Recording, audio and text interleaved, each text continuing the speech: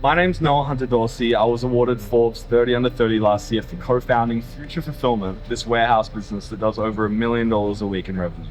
However, not that long ago, I was completely exhausted, burnt out, in debt, and firing people that I cared about, and I nearly gave up.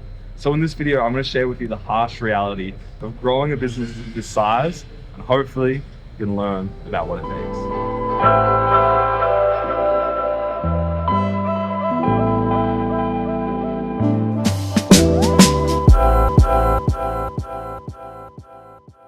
One of the misconceptions a lot of people have when they see entrepreneurs on the 30 under 30 list or on the financial rich list, it's easy to look at them and be like, these people must be bulletproof. They've got it all worked out. They've got their shit together. And in reality, no one does. I'm still making everything up day by day. I'm going to give you the version that you don't see on Instagram account, the parts of my life that I keep very private to myself.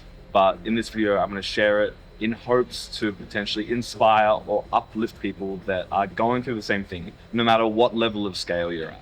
So a few years ago, I was running 3 businesses in parallel. I had my e-commerce brand, I had my agency, and I had Future, the 3PL that you can see behind me. And all of these businesses were growing very, very quickly.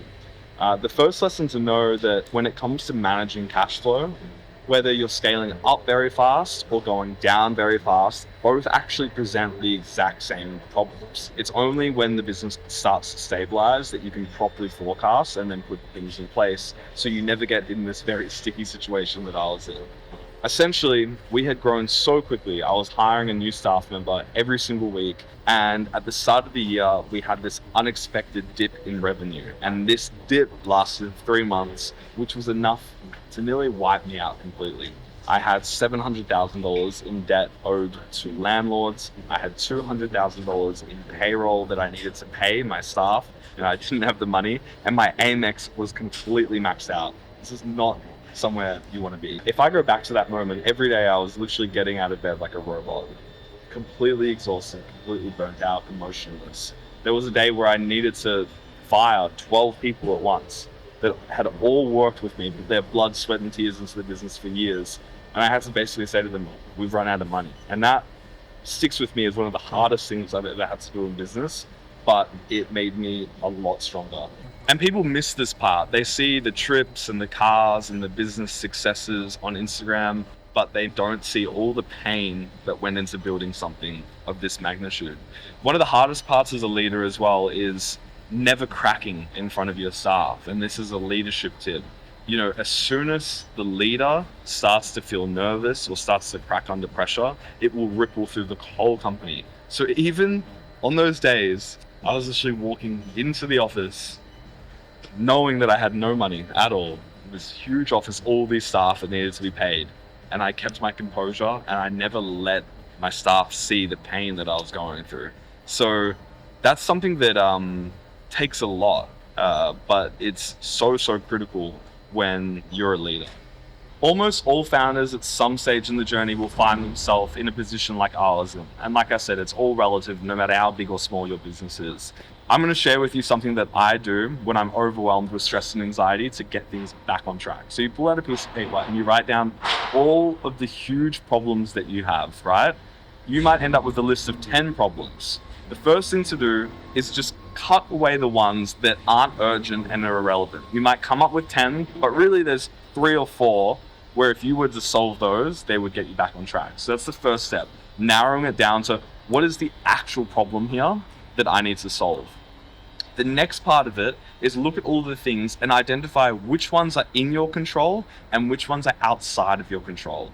If they're outside of your control, you also need to remove them from the list because unfortunately you can't do anything about it. An example of this would be if a war's broken out somewhere in the world and the supply chain for your business has been completely corrupted and that's causing issues. You can't do anything about a war. Or a market downturn. All of a sudden, consumers aren't spending anymore, businesses aren't spending, and your clients are completely dropping off because they don't have the money to pay you anymore. Again, you can't fix the market. So it's about figuring out what you can have input on and make change and what you can't. So remove those ones that you have no control over because that's just going to cause you more stress and anxiety and there's nothing you can do about it. So then you actually end up with quite a short list of things where, hey, these are my core problems And these are things that I can actually work on today. And then you take rapid action. Always remember that if the problem involves money, money is literally ink on paper. It's fugazi. It doesn't exist. You need to let go of that, you know? I often think if I lost it all today, I would be okay because I have great friends around me. I live in a great country where I'll still be able to eat. I'll still have a roof over my head. We have Centrelink in this country. There's no real, that's the rock bottom, right? And it's not that bad. Who you become in dealing with these extremely tough situations where you lose sleep, you lose your social life, your brain is literally on 24/7 thinking, how do I fix this mess? When you come out the other side, you turn into a weapon. And problems that you used to think were bad completely dissolve. Rather than thinking about, these are the problems that I have, these are the worst case scenarios that I have, rather than anxiety letting me spiral down. It's like you need to just really focus on the other side and put all your attention there. It's similar to manifestation. Like if you think it enough, you start to believe it, and then so it becomes. So why not focus on positivity and hope always, with the chance that that will then manifest into your life, not the opposite. I hope that makes sense.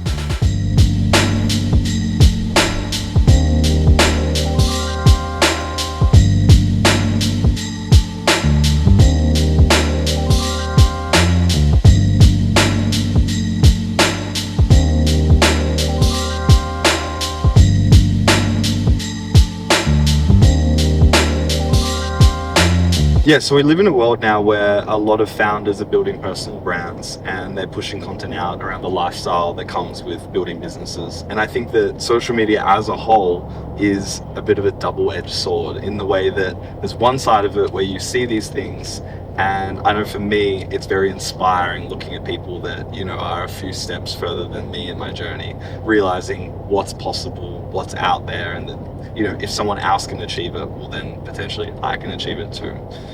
But then there's this other side of it that makes people want to give up because they have limiting beliefs and they see the successes and they see these posts, and whether it's, you know, materialistic or experiential, and they go, oh, I'm not worthy of that, or I could never actually do that myself or achieve that. So I guess the first thing, if you fall into that second category, is realizing that if someone else can do it, then you can do it too. It just might take sacrifices and it might take a lot of time. The trap that a lot of people get into is overestimating what they can achieve in 6 months or 1 year, and then majorly underestimating what they can do in 5 years or 10 years. You know, I really got started on my journey 10 years ago. This has been a 10-year journey to get to this point, and I feel like I'm still just getting started. If you're looking at someone on social media and you're thinking, I want to live a life like that, understand that there's a lot of work and a lot of sacrifices.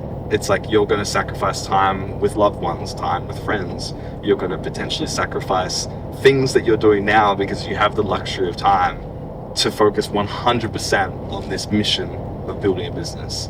And look, I think it's totally worth it, but understand that it's a long journey. So if you're comparing your chapter 1 to someone else's chapter 10 on social media, that's not reality. You can get there, but it's just going to take a lot of time. Years compound, and it takes years.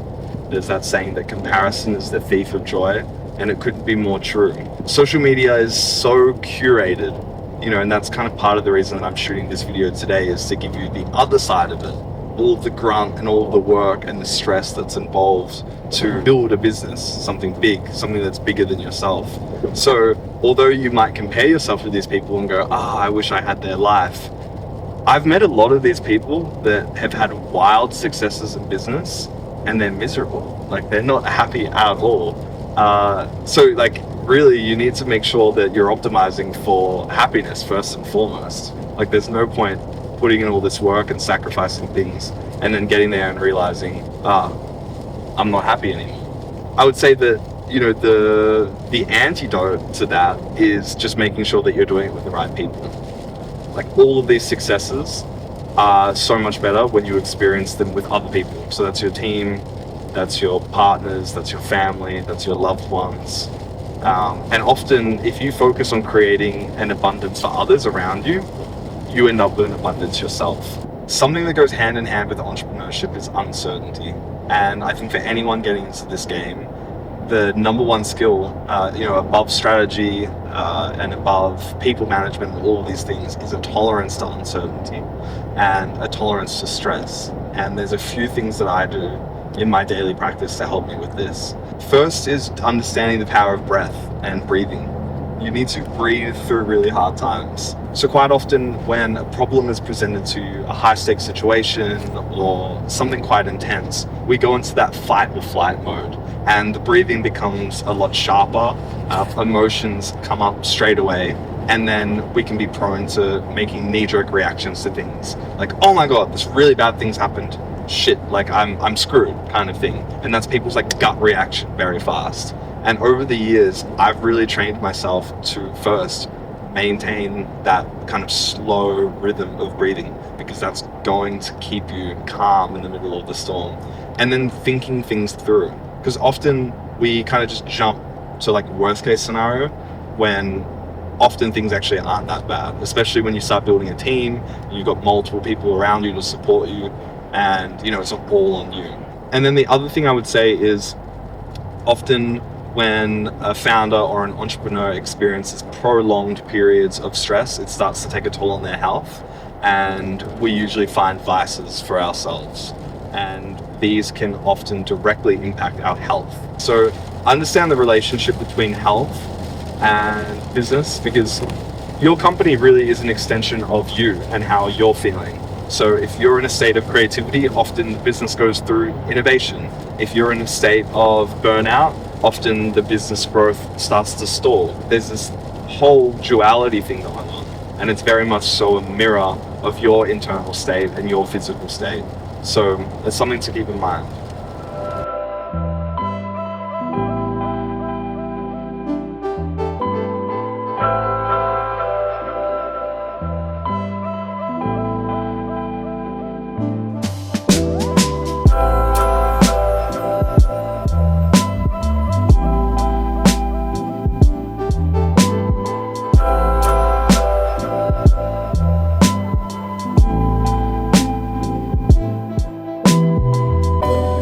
So if I can leave you with one thing, it would be to practice resilience in everything that you do, because those entrepreneurs that have resilience are the ones that make it through the hardest times and stick with it all the way to the end. This path of entrepreneurship that you've taken is full of ups and downs, and you want to make sure that when you're in those low moments that you're not seeking perfectionism and that you don't get caught in the spiral of anxiety, but instead you just put one foot in front of the other until things work out. Know that perfectionism doesn't exist in any of this. If you're seeking the perfect plan or the perfect time to do something or the perfect way out of a situation, it doesn't exist. It's about consistency. Be consistent with your actions, remove emotions, and know that on the other side of every trauma and every difficult event in your life is a new version of you that will be ready for the next level. I'm Noah Hunter Dorsey. Hope you enjoyed the video. Leave a comment below. I'll be responding to everyone, and I'll see you in the next video.